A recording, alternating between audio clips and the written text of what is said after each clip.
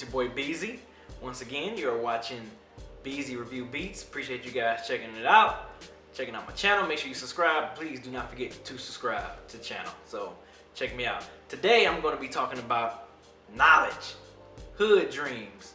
This project I've been meaning to get to for the last like about a couple of months almost. I say like a month and a half or whatever. It just been a lot of other stuff going on, you know, daddy hip hop and just other stuff. Got a new camera and just other little stuff, little kinks here and there. So this is a project I definitely want to talk about though. I've been meaning to get to this one for some weeks now, and I'm finally able to get to it. So here we go, Knxwledge, Hood Dreams. If anybody familiar with Knxwledge, if you're not, please go on the man's Bandcamp. He has literally like over maybe 60 projects, and I'm just being nice. It could be more. Knxwledge, it's almost like with this guy, it's like, does he ever sleep? This dude, and this is just the beats that we hear on Bandcamp. Not even mentioning the beats that he have like in the chamber in the vault somewhere. So man, just if you haven't, just go check it out, man. The link for his Bandcamp will be in the description for you to check it out, and also the link to check out to buy this album as well. But Hood Dreams, you know, Knxwledge is, for one, I like this project. Just, you know, if you watch the Pete Rock Pistrumento review that I did, Pistrumento 2 with Neil Drop that I did, you know, I was saying my only issue with that instrumental project was the fact that a lot of those beats were a little run over too long, and they seemed a little bit too long. With this one, I love the way this was set up for me, for my personal taste, because it was like 26 tracks. It felt like it was shorter than that, because each of the beats on there were like, you know, under a minute at some point. But you know, this instrumental project, this instrumental album has a very good R&B, smooth, soulful feel. If you love that smooth, soulful feel, this project is for you. It starts off, and you know, he names his projects, his track listings kind of funny, you know, kind of weird. You have to kind of like really look at it and be like, oh, it's called this and this and that. So you know, the first track, yeah, see, I'm looking at it right now, like, ain't really nothing, no way to put, it's crazy, but it starts off in this smooth vocal type of, you know, slow type of feel, you know, it starts off, then it gets into Tied and Tied. So Tied and Tied, you know, I'm like, okay, I already know, for most Knxwledge projects, if you listen, he always gonna have some projects where he's like remixing stuff and putting like an R&B twist to it, or he just giving you just some smooth samples. That's one thing I think I love about this project, is that you're not really caught up in like he's not one of those type of producers that's gonna have you like, oh man, listen to them drums, listen to how that snare hit, listen to how them hi-hats hit.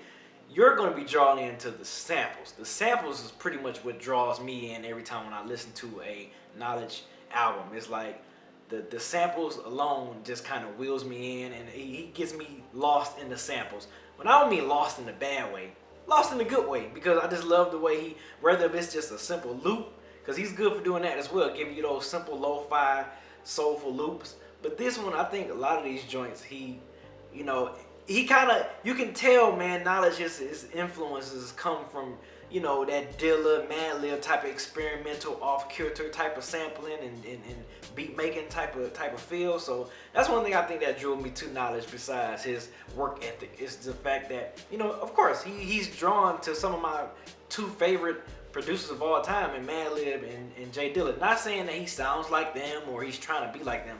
No. I can just see the influences in certain tracks that he can have. Like a perfect example, From Nowhere. I love that. I love that joint, man. Like, and I like how he put like little movie scenes in the beginning of some of his tracks, you know, just for like humor purposes or whatever. But like From Nowhere is a perfect track that I like. That's one of my favorites. One of my favorite tracks on there, where it's just kind of got that crazy complex type of drum patterns that he have on there, and just the layering of the samples is ill. So that's another one of my favorite joints on there. Another one is That Body Embodies. I noticed he had a lot of you can hear a lot of J Dilla sample vocals on here, as well as Havoc. I know some of the tracks that had Havoc from Mobb Deep, a lot of his vocal samples on there were some of my favorites, and you know, That Body Embodies were some of my favorite joints. I love the Erykah Badu sample they put on Just to We. The way he named these tracks is kind of weird. I'm still trying to pick it up, but that's one of my favorite joints. And then another one, I think, like right after that one, Never Ending.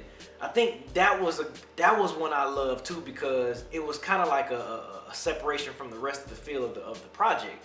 It was kind of very up tempo, fast paced. It sounded like one of those joints like if you just running in a damn a firehouse or something and the music is playing. This is like the perfect theme if like time is running out and you gotta disable a bomb or some shit like that. Like I think that particular Never Ending, that's one of my favorite tracks because it just goes out the ordinary, and it just like it takes you in that mood where it's like you in a rush, you going and you trying to get something, and you trying to get something done, and then those those horns, I like that, man. I love that joint. That's another one of my favorite ones.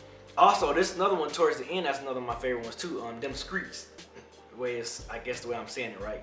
But the first part of it was kind of smooth because it sounded like that was Premier that was talking in the beginning, and then it just had the doom doom, like kind of like a farewell type of track, even though it wasn't the last track. But then the beat switched up, and man, just like from nowhere, I love that off-kilter type of drum pattern that he put on that, man. I love the loop on that. It was ill, so ill. You know, coming fresh off the Kendrick Lamar placement, you know, congratulations on that too, Knxwledge, if you're watching. Yeah, he produced the track Mama, if you're not familiar with that. If you always want to know who produced the track Mama, that's Knxwledge. So when I saw Knxwledge was on that Kendrick To Pimp Butterfly, I was like, dope, because I know he's put in work. He's put in crazy work, and I'm glad he's finally getting some acknowledgement on one of the most popular albums to come out this year from Kendrick Lamar. So for him to get that love and that placement, which is dope, and then he had to come and make this Hood Dreams, which is also Stone's Throw debut. He made an anthology on Stone's Throw. That was, I think, 2013. But this is his official Stone's Throw release debut album. So, you know, overall, I think I like this project.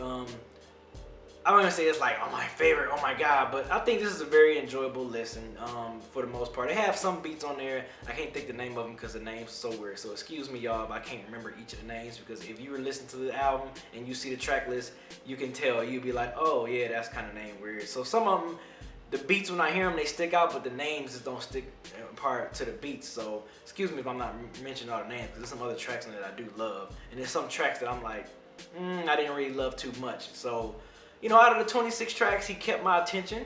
He didn't keep the tracks too, keep the tracks too long, keep them very short, which is how I like it. If you're gonna give me 20 plus 30 tracks. So other than that, man, I enjoyed the project a lot, man. It's your boy Beezy 430. Appreciate you guys watching. Don't forget to follow me on Twitter. It probably popped up on the bottom at some point. Let me know what you think in the comment section. I'll holler back at y'all. And other than that, it's your boy Beezy. See y'all next time. Peace.